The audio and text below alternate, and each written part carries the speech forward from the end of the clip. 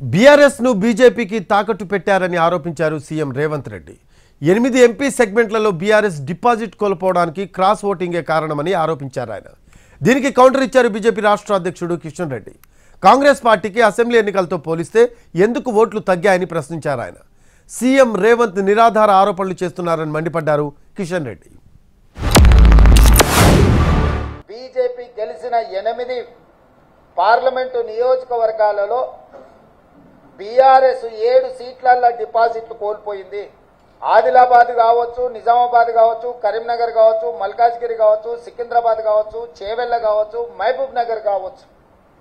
ఈ 7 పార్లమెంటు నియోజకవర్గాలలో బీఆర్ఎస్ డిపాజిట్లు కోల్పోయి బీజేపీని గెలిపించడం ద్వారా బీఆర్ఎస్ నాయకులు ఆత్మ బలిదానం చేసుకొని అవయవ దానం చేసిండ్రు బీజేపీకి.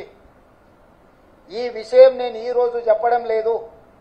ఎన్నికల ప్రక్రియ మొదలైనప్పుడే స్పష్టంగా పార్లమెంటు నియోజకవర్గాల వారీగా బలహీనమైన అభ్యర్థులను పెట్టి బీఆర్ఎస్ శ్రేణులను బీజేపీకి పని చేపిస్తున్నాడు చంద్రశేఖరరావు అని చెప్పి నేను స్పష్టంగా నిర్దిష్టమైన ఆరోపణ చేసిన.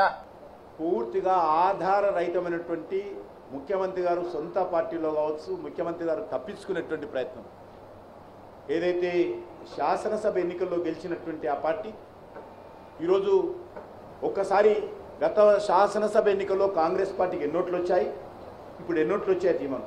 కాంగ్రెస్ పార్టీ ఓట్లు ఎందుకు తగ్గినాయి? మరి కాంగ్రెస్ పార్టీకి సంబంధించినటువంటి ఓట్లు కూడా అనేక కాన్స్టిట్యున్సీలలో తగ్గినాయి కదా, మరి ఎందుకు తగ్గాయో చెప్పాలి.